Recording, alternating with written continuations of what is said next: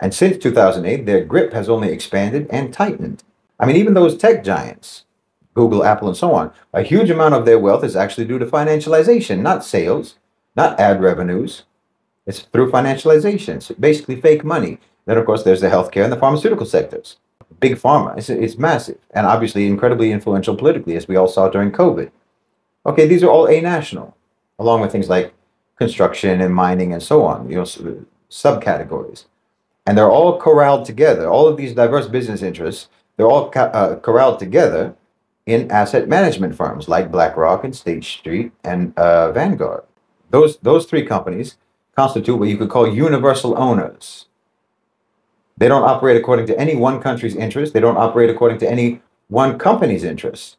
They operate according to the combined interests of international economic sectors. They're the first C in the OCGFC, the owners and controllers of global financialized capital. They're the controllers on behalf of the owners of capital. And they have the reach, and they have the portfolios, and they have the power to coordinate and to orchestrate economic planning across the globe on behalf of the vast array of investors. They control literally trillions of dollars. And they're connected to sovereign wealth funds around the world that gives them influence and access to trillions more. They dwarf the military-industrial complex in this regard, particularly since the primary source of money for the military-industrial complex is the American government, which is extremely constraining for them. That's very limiting for them. Asset management companies, they don't have that restriction. So yes, this is the faction that Trump represents. And you'll see that all of his policies serve that faction. I've said this before.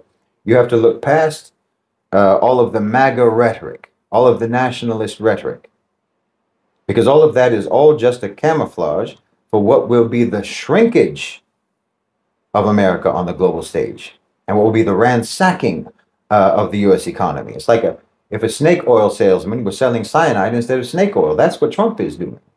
Like, for example, okay, I've already talked about how his energy policy, how that puts the U.S. on a path to energy bankruptcy, not self-sufficiency. And it will only strengthen OPEC, by the way. But also look at withdrawing from the WHO. Okay, American pharmaceutical companies and healthcare providers, insurance companies, and so on, they're expressing concern and disapproval for what he did, for pulling out of the WHO. But who benefits from that? The beneficiaries are going to be all of the so-called emerging economies, emerging markets, and their healthcare providers, their pharmaceutical companies, their insurers, and so forth. They're hindered right now by patent protections, by regulatory restrictions, and policies against, especially against generic drug production and so on. India and China, for example. This is very important for them. So this is actually the sidelining of America. The American empire, once a seemingly unassailable monolith, now stands at a crossroads, its foundations trembling under the weight of internal contradictions and external pressures. We are witnessing not a sudden collapse, but a meticulously orchestrated decline, a managed descent into a multipolar world. The question is not whether the empire is waning, but how this transition is being navigated and who is profiting from the dismantling. Are we mere spectators in this grand drama, or are we complicit in its unfolding? The Trump presidency, often portrayed as an anomaly, becomes, through the lens of this analysis, a critical turning point in this managed decline. His rhetoric, a potent mix of nationalist fervor and populist appeal, masks a strategic retreat from global dominance, a calculated reshaping of the American empire to suit a new era. The policies enacted, the alliances fractured, the economic decisions made, all contribute to a narrative of calculated decay, a gradual erosion of American influence that transcends the individual. Are we witnessing the final act of a fading superpower, or the birth of a new, more fragmented world order? Beneath the veneer of American exceptionalism lies a complex web of economic vulnerabilities and systemic flaws. The pursuit of energy independence, a cornerstone of Trump's agenda, clashes with the realities of global oil markets, exposing the nation's reliance on foreign powers.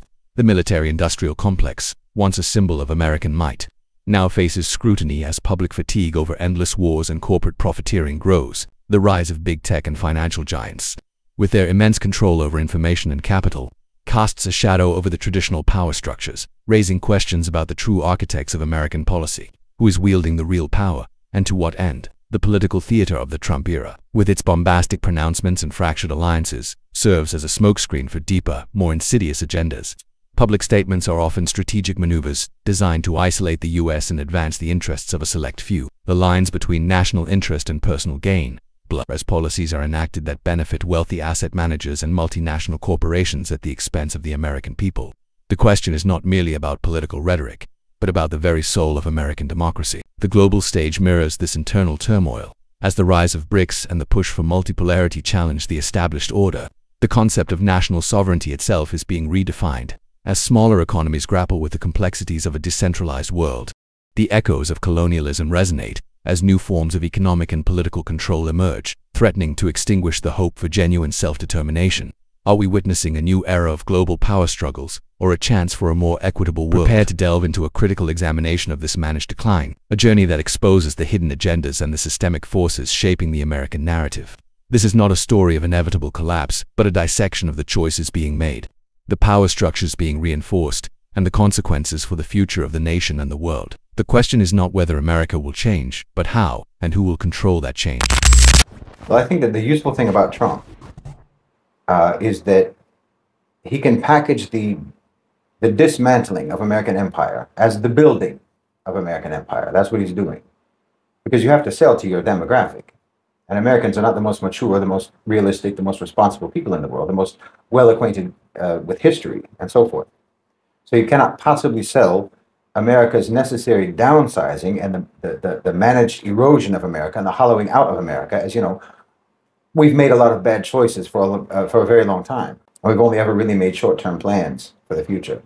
So it turns out that there's a lot of unavoidable, necessary changes that have to be made at your expense. You can't really sell that to the American public. You can't tell the American public that consequences are a thing. That demographic of political consumers simply cannot compute a message like that.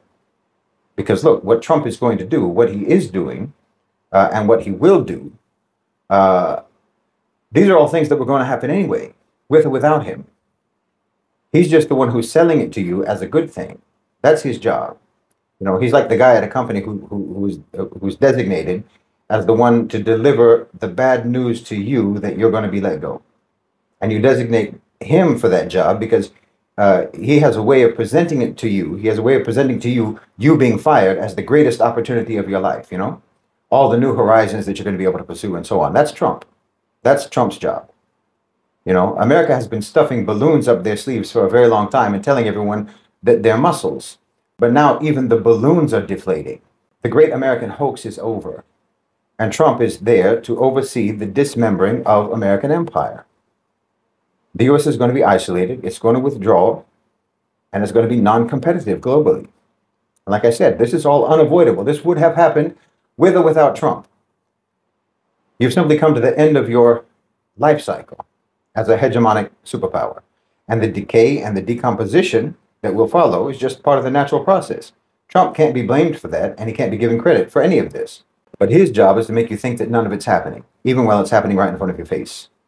This is what Trump's main job is. Because look, for example, drill, baby, drill, right? Make America energy self-sufficient, et cetera, fire up all of the dormant oil wells and so forth in West Texas and so on, while simultaneously asking OPEC to lower oil prices, which of course means asking OPEC to increase production. Okay. The way that goes is increase production by OPEC, and if they do it, by the US as well, okay, then the oil price drops, and cheap oil floods the market, out of sync with demand, driving the price down even further. Now the price is too low for it to even be profitable for American producers to drill, to refine, or to extract. You understand? American oil producers need for oil to be at a minimum of $40 per barrel for it to even be worth it. For it to even be worth it to drill and extract and refine and so forth. Meanwhile, OPEC can still make a profit at just $10 a barrel. So you understand, America cannot play the oil game with OPEC. OPEC has the capacity to ramp up oil production if they want to, anytime they want to.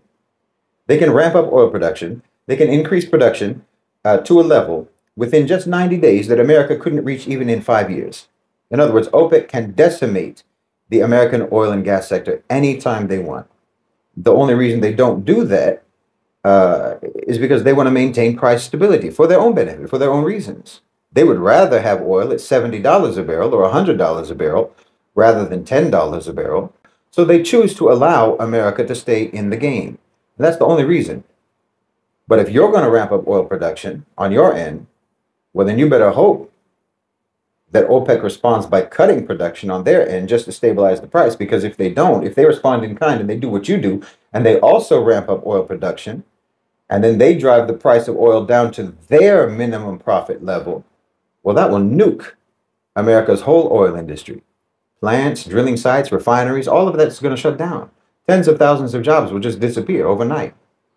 And for every one job in the oil and gas sector, there's at least 2 or 3 jobs that are indirectly related to that. So you were looking at potentially hundreds of thousands of jobs lost by drill, baby, drill. Not to mention, when that happens, no one in the private sector is going to invest in the oil sector anymore. So you see, no more exports to Europe, no more exports anywhere, no more oil exports, energy exports. Meanwhile, you're going to abandon renewable energy, clean energy, and so on. The Green New Scam, as Trump says, he's very much against that. And at the same time, you have the UAE and you have Saudi Arabia investing hundreds of billions of dollars in the U.S. In energy-intensive businesses in the United States. I mean, Trump said it himself. If oil companies drill themselves out of business, I don't give a damn. That's what he said. So you see how the rhetoric, how the marketing actually sells the opposite of what the policy outcome is actually going to be. I don't think for a second that Trump doesn't know that. I think he knows that. No one who's putting these policies in place doesn't know what the outcomes will be. And that's why the policies are being pursued, because they want to achieve those outcomes, those very outcomes. But you can't sell that to the electorate. You can't tell the American people, you know, we, your private sector overlords, are no longer tied to the success or the prosperity or the stability of the American economy. We have global interests, not national interests. And so we've decided to drive the U.S. into energy bankruptcy as quickly as possible. And maybe then we can sell all of America's oil and gas assets to Saudi Arabia or to China or what have you for pennies. You can't tell the American people that.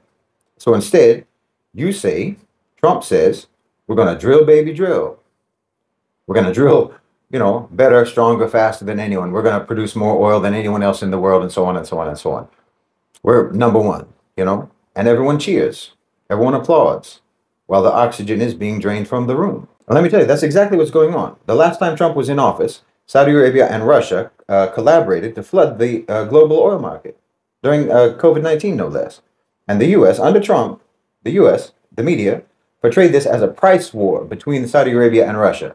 But it was transparently done. It was transparently undertaken by Russia and Saudi Arabia, specifically to undermine the American oil sector, the American oil industry. It completely crashed the oil price, making oil production completely unviable for the U.S., for U.S. producers, okay? Trump had good relations with Russia. He had good relations with Saudi Arabia, still does. And I think it's fair to say that this was a 3-way collaboration, not just between Russia and Saudi Arabia. Trump was involved. And now Trump already wants to do it again within his first week in office. I don't think OPEC is going to go along with it, to be honest. Not right now. Why should they? You said drill, baby, drill, so you go ahead and do that. You go ahead. You drill. But we are not going to initiate a crash in the oil price. We need the money right now. We have projects. So you have to take Trump seriously, but never at his word. Never take him literally. But do take him seriously, because he's a mascot for a faction of power that needs to be taken very seriously. The A-National OCGFC, owners and controllers of global financialized capital. They're essentially the real unipolar superpower of the world. And Trump is their hatchet man in America.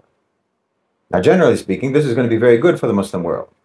Generally speaking, it's going to be good for the Muslim world and the global South more broadly. Yes, it is. But I know that things are going to get very hard for you in the U.S. Things are going to get very hard for you in the West overall. Now, most people around the world, in the global South, they'll react to that news the same way that someone would react to hearing about a serial killer getting shanked in prison. You know, he had it coming. That's how most people feel, to be honest. But I know that most people in the West already have it hard. I know that most people in the West are actually already suffering. And I know what it's like to live in America. It's not easy. And I know that just because of the consequences that you may suffer may be the result of your own actions, that doesn't make the consequences any easier to endure. I know it's going to be hard, especially when you're suffering the consequences of actions that were taken by your elites, not necessarily the actions of the common people. So I know this is hard to take, and it's going to be hard to take. Now, again, let me reiterate, this is not about Trump. It's not about Trump. The isolation, the degradation of America was going to happen anyway. It had to happen. This is just the necessary course of the logic of Western predatory capitalism.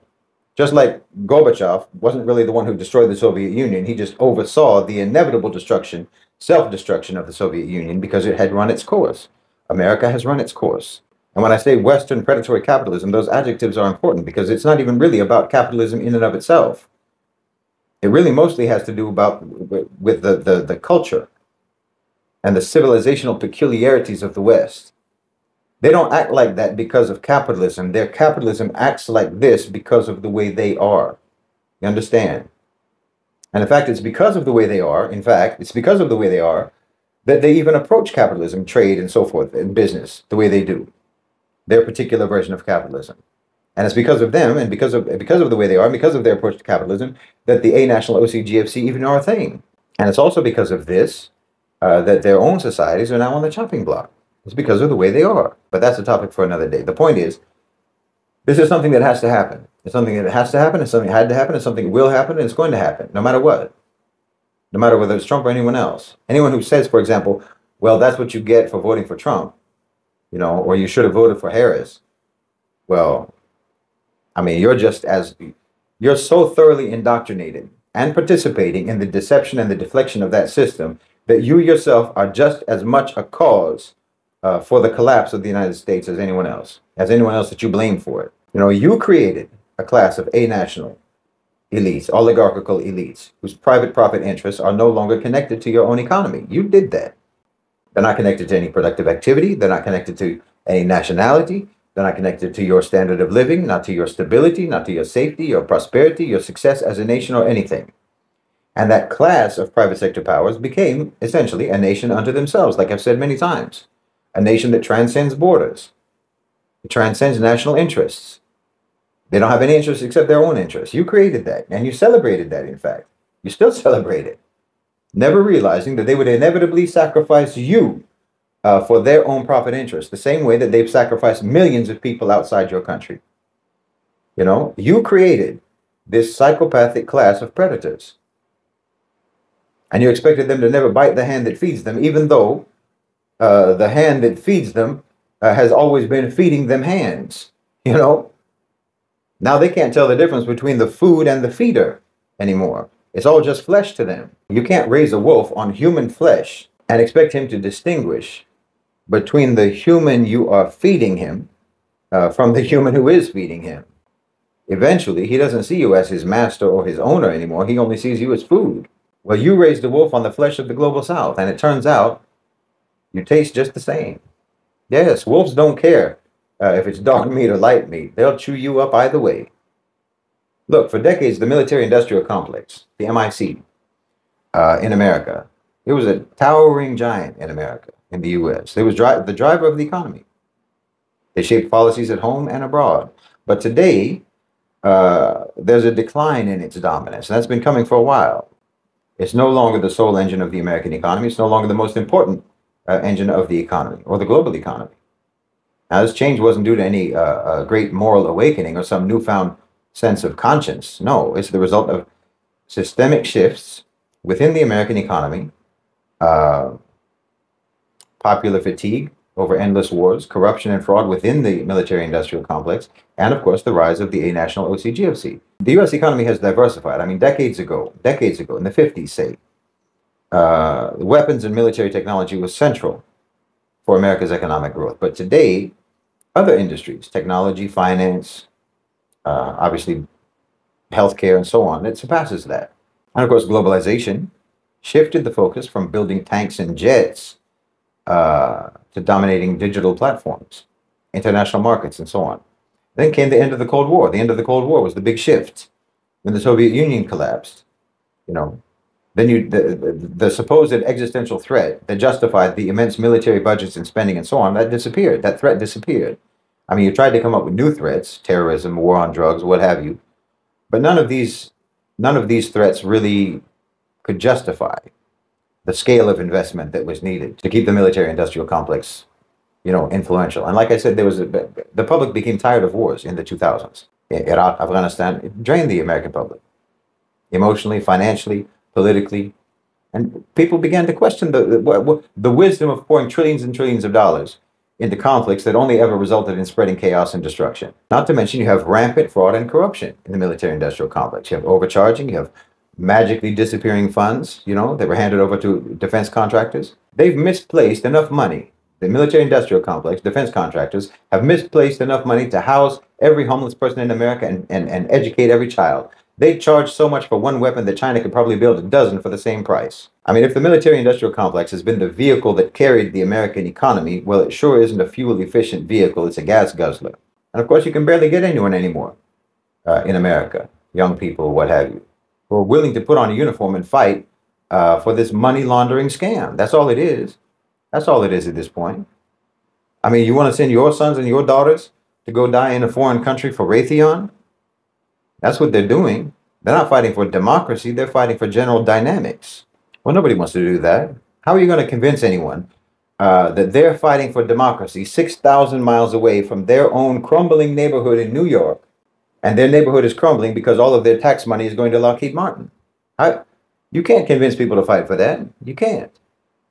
So then, because your pool of soldiers is shrinking, then you have to start changing your approach to killing and carnage.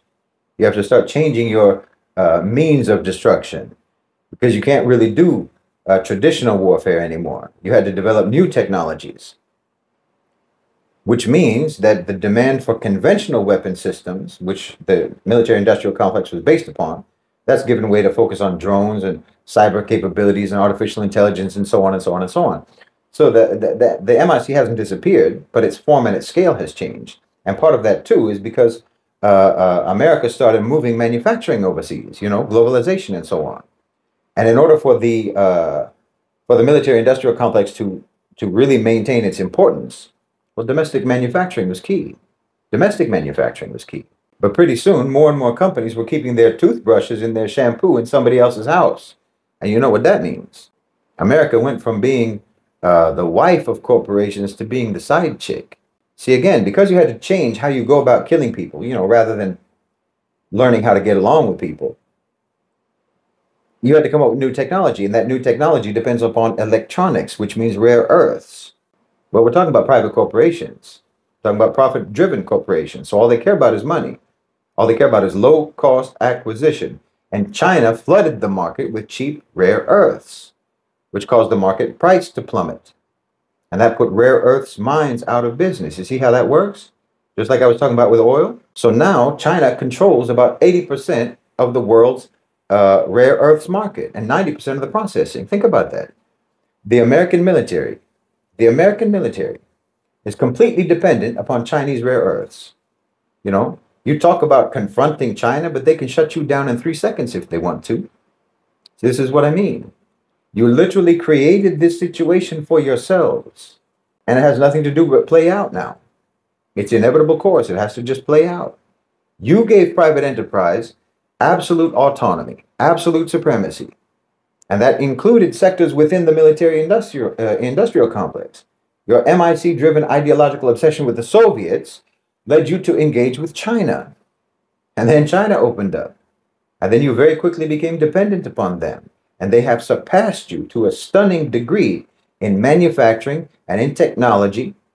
And now you can't even make a drone without China. You can't even make a drone. And you need drones because you don't have soldiers. You see?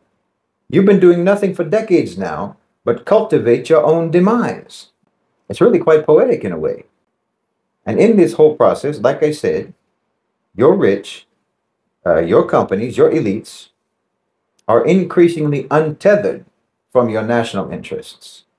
And now they're floating above the stratosphere, the stratosphere of global financialized capital, and they're looking down and they see America as just another landmass, just another population to be pillaged.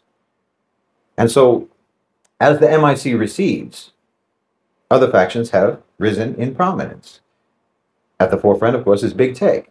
which emerged from the military-industrial complex, like companies like Apple, Google, Amazon, and so on. These aren't just businesses anymore. Those are oligarchical political powers. They dominate global markets. They shape cultures. They influence politics. They influence politics in ways that the MIC never could even have dreamt of. I mean, they control the flow of information. They control communication. They're gatekeepers of knowledge and power now. They're massive. And then there's, of course, financialization. This is very important. The financial sector not only shapes economic policy, but it exerts immense political influence as well. I mean, the 2008 financial crisis showed us that Wall Street's too big to fail. And since 2008, their grip has only expanded and tightened. I mean, even those tech giants, Google, Apple, and so on, a huge amount of their wealth is actually due to financialization, not sales, not ad revenues. It's through financialization. So basically fake money. Then, of course, there's the healthcare and the pharmaceutical sectors. Big pharma, it's massive and obviously incredibly influential politically, as we all saw during COVID. Okay, these are all a-national, along with things like construction and mining and so on, subcategories. And they're all corralled together. All of these diverse business interests, they're all corralled together in asset management firms like BlackRock and State Street and Vanguard. Those three companies constitute what you could call universal owners. They don't operate according to any one country's interests. They don't operate according to any one company's interests.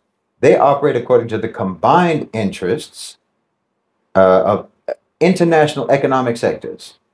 They're the first C in the OCGFC, the owners and controllers of global financialized capital.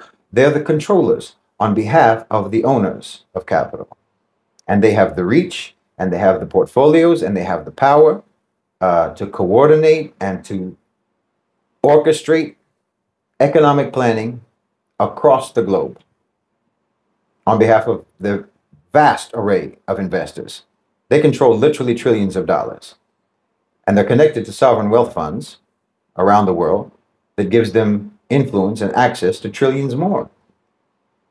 They dwarf the military-industrial complex in this regard, particularly since the primary source of money for the military-industrial complex is the American government, which is extremely constraining for them. That's very limiting for them. Asset management companies, they don't have that restriction. So yes, this is the faction that Trump represents. And you'll see that all of his policies serve that faction. I've said this before.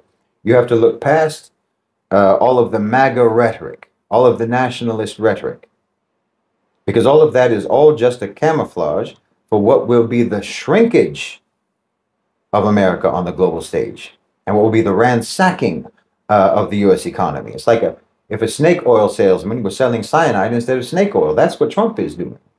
Like, for example, okay, I've already talked about how his energy policy, how that puts the U.S. on a path to energy bankruptcy, not self-sufficiency. And it will only strengthen OPEC, by the way. But also look at withdrawing from the WHO. Okay, American pharmaceutical companies and healthcare providers, insurance companies, and so on, they're expressing concern and disapproval for what he did, for pulling out of the WHO.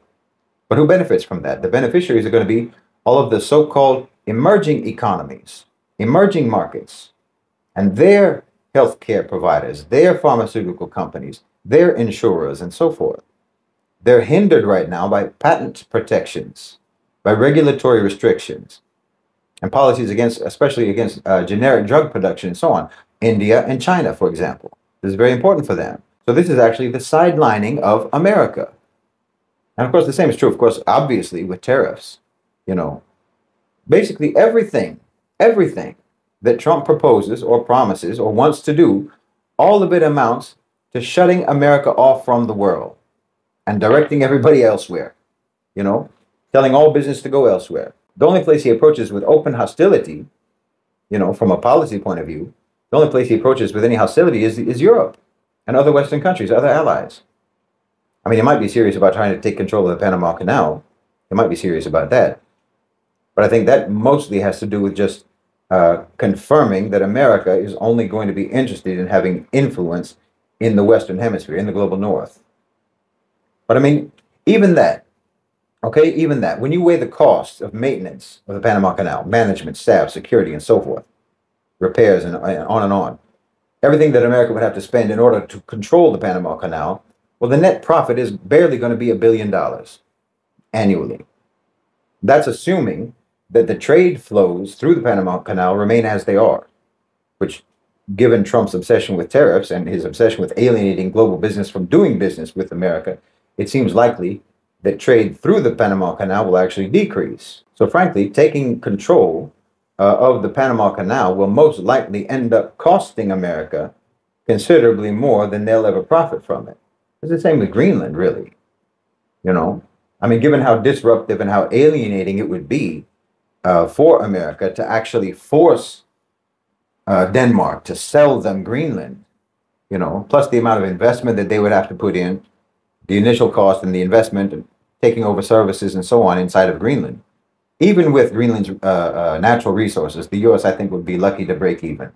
I mean, that's if we take it seriously in the first place. Like I said, nothing Trump says should ever be taken at face value.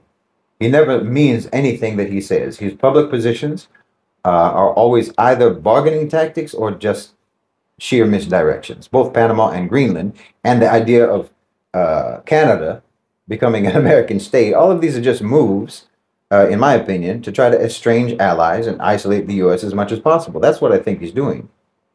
And I think that that is the desired outcome. That's the real desired outcome, which is why I think it's a serious mistake to ever think that any politician's rhetoric about why a policy is being pursued is the actual reason the policy is being pursued, whether it's Trump or anyone else. It's not. This isn't unique to Trump, you know, because you always have people saying that, like, even analysts, well, that policy didn't work out as planned. Wow, that really backfired, and so on, because the outcome was not the outcome that was outlined by the original rhetoric. No, the outcome was exactly as desired. The rhetoric was the lie. It seems like this should be a basic understanding that people should have. Yet you have people, like I said, even analysts, saying, like, for example, the sanctions against Russia appear to have backfired. They seem to have actually hurt Europe more than Russia. Who knew? Of course they hurt Europe more than Russia. That was obvious. And that was the intention all along. You know, this is especially true when the outcome is predictable, and especially true when the outcome is actually predicted. You know, when you have a predictable and predicted outcome, when that occurs, you should obviously deduce that that was the goal from the outstart.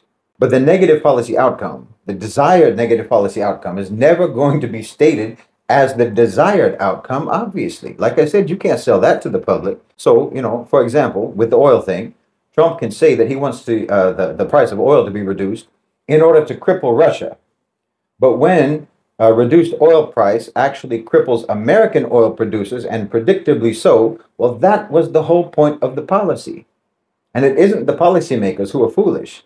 You're the fool for believing their rhetoric and for thinking that somehow the predictable and predicted outcome won't occur. So like I said, Trump, for example, is not anti-China. Putting tariffs on Chinese goods is anti-American, not anti-China. But again, this isn't about Trump. I don't want to keep making it about Trump. The containment of America was always going to happen, like I said. And in fact, it's been happening, you know, incrementally, gradually. It's been happening for quite some time. But the process is accelerating. But nothing was ever going to prevent it in reality. I mean, the rise of BRICS is not an uprising. This has to be understood. This has to be understood. It's a relative rise being facilitated by the A-National OCGFC through several strategies, which includes deliberately expediting America's decline. This is not a revolution, it's a transition. And it is a managed transition. You know, the sort of leftist, anti-imperialist rhetoric on the issue of BRICS is inaccurate to some extent, I think. And I think it's crucial for us to understand this properly. You know, multipolarity would be great if a private sector unipolar power did not exist, but it does. And multipolarity and national sovereignty means something very different to that unipolar superpower than it does to the nations of the global south. You know, to the BlackRocks of the world, to the state streets and so on, multipolarity and national sovereignty means compartmentalized, vulnerable countries, most of whom have national economies that are a fraction of BlackRock's assets, meaning they are susceptible to coercion, they're susceptible to bribery, manipulation, and exploitation. Yes, the A-National OCGFC are just as vicious and just as predatory as the nationalistic OCGFC. They don't care about BRICS. They don't care about the global south. They care about market domination. That's all. And it just so happens that the global south is the most important market of the 21st century. They're not coming to help us. They're coming to help themselves. And everyone should be very clear about that. And that's why I think that no one should ever talk about multipolarity without also talking at the same time about solidarity. And you shouldn't even talk about pan-Arabism or pan-Africanism or pan-Islamism or anything like that. You should only talk about pan-Southism, if anything, because the entire global South needs to work together. From Chile to Indonesia, from Saudi Arabia to South Africa, from Brunei to Belize. Okay, regional blocks, sure. ASEAN, the Arab League, the OIC, the African Union, the OAS, and so on. Yes, but all of these blocks need to be linked together. They need to be linked together, they need to coordinate, and they need to fortify each other. And we have to have protections against the very OCGFC whom we are partnering with, because even though it is necessary to partner with them, and it is strategic to partner with them, they're like Banu al-Nadir. They're like Banu Qurayza. They're like Abdullah bin Ubay. When they smile at us, it's not because they're happy to see us, it's because they're getting ready to bite. They'll pat you on the back just to practice stabbing you there. All they're waiting for is the opportunity. This is another practical reason, aside from the religious imperative. There's another practical reason for supporting and backing up our rulers, backing up our governments in the Muslim world. Because if they fall, if our governments fall, if they get toppled, or if they get destabilized by internal unrest and strife and so on, well, the A-National OCGFC will just turn BRICS into a new platform for colonization and subjugation. And that glimmer of hope that we're all seeing right now for real independence, for real sovereignty, and for the potential of a systemic global change in the economy and politics and so on, that'll get snuffed out. We're wrestling right now for control over the BRICS project to make it truly what we all hope it is, or what we hope it can be, what we know it can be. And the owners and controllers of global financialized capital, they're doing their best, and they're going to do their best to try to shatter that, believe me. Not so that they can keep the West on top. They don't care about keeping the West on top, but they want to make sure that they themselves are on top of the West and the global South. This again is why I keep emphasizing the importance, the grave importance of solidarity between the rank and file, average, struggling people in the West, the struggling people of America, the so-called minorities in America, the members of the global majority who live in America. The need for solidarity between them and the people of the global South, between them and the people of the Muslim world, because we've been colonized, and you're going to be colonized. And our struggle against colonization isn't over here. It's not over. It's just in a new phase. You know, we've made it across the battlefield, but now we're making our way through a minefield. You know, over there in America, in the West, you're going to turn into a battlefield. That's the stage that you're at now. Our history with the West is going to repeat itself in the West. You know, you're like an old predator who has become prey for his own offspring. Like I said, they're coming to you, your offspring is coming to you, and you think that there's still some familial affection between you. So you're glad to see them. And you think it's going to be like the old days when you used to hunt together. That's the way Trump is selling it to you. Because selling it to you that way is his whole job. But they're coming to hunt you, not to hunt with you. So you need solidarity with the global South. And as I've said before, especially about African Americans, but really it applies to all so-called minority groups in America. And in fact, it applies to every so-called race and so-called ethnicity in America who are struggling economically. You know, you live really, in reality, you live just the same. You struggle just the same as the people of the global South. You know, 22% of Americans are barely covering their basic needs. And 65% of Americans, low-income Americans, they're in a constant state of worry and a constant state of anxiety about being able to pay their bills, their necessary bills. At least 10% of Americans are in persistent poverty.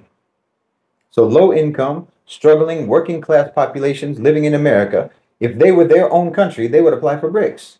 They would apply to join BRICS, you know. If your situation was your citizenship, for tens of millions of Americans, you would be living in a developing country if your situation was your citizenship. And I'm telling you, only your situation actually matters. They want your citizenship to make you forget about the situation that you're in, the situation that the country of your citizenship put you in. They want you to forget that you're poor, just by telling you that you live in the richest country on earth. Never mind that the country doesn't have riches. It has some rich people in the country, But increasingly, even those rich people don't identify with the country itself anymore. And Donald Trump is just one of those rich people. I'm telling you, millionaires and billionaires ought to be regarded as foreigners. They ought to be regarded as foreigners in America and everywhere else. But they shouldn't even be allowed to hold office, in my opinion, because they actually belong to a different nation than the rest of the people. They truly do. They belong to the nation of wealth. They're a-national. They have nothing in common with you and I. I mean, how many of those celebrities whose mansions were burned down in Hollywood, how many of those people are in shelters right now? How many of them are even homeless at all? I mean, what would you do if your house burned down, if your home burned down? Do you have a helicopter that will whisk you away to your other home? You understand what I'm saying? These are people who have no stake whatsoever in your and my well-being. They have no stake in the well-being of the economy of the country. They have no stake in that because they've got theirs. They're covered. They've got theirs. It doesn't matter to them one way or the other what happens to America. It truly doesn't. And they're going to sell you out. They're going to sacrifice you, you know. The ship is sinking and they're already on the life rafts on their way to Dubai. You know, somebody said with the mass deportations Trump is doing, that's going to leave all of these manual labor jobs without workers. Well, who do you think is going to do that work now? Who do you think is going to have to do all of those jobs that migrant workers have been doing for next to nothing? It's you. It's you. That's the new gig economy. Picking fruit, washing dishes, cleaning hotel rooms, day labor, landscaping. Oh, did you think that they were telling you that you don't need college or that college is pointless because of neo-Marxist postmodernism and critical race theory? Is that what you thought? Turns out it was because they didn't want you to be overqualified to pick oranges.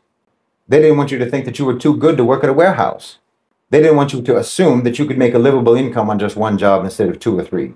See, the people on the upper decks of the ship, they know that the ship is sinking long before the people in the steerage. And they have first access to those lifeboats.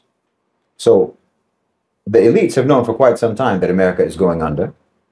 And they've already made their plans. They've already made their arrangements. And they made very different arrangements for you. You've been slotted to go down with the ship. That's in America and it's in Europe as well.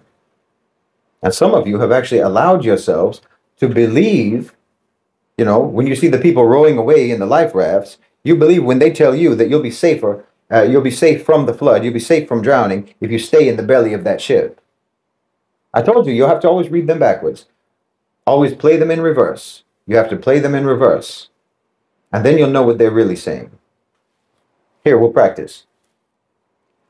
Make America great again. Shahid Bolson's dissection of the Trump presidency transcends a mere political critique, venturing into the realm of systemic analysis. He presents Trump's era not as an aberration, but as a crucial juncture in the managed decline of American global hegemony. This decline, Bolson argues, is not a sudden collapse, but a carefully orchestrated reshaping, a controlled descent into a multipolar world. He reveals the inherent contradictions within the American system, exposing the gap between the rhetoric of American exceptionalism and the realities of diminishing influence. Bolson's analysis meticulously deconstructs Trump's public pronouncements, revealing their strategic function in masking the nation's vulnerabilities.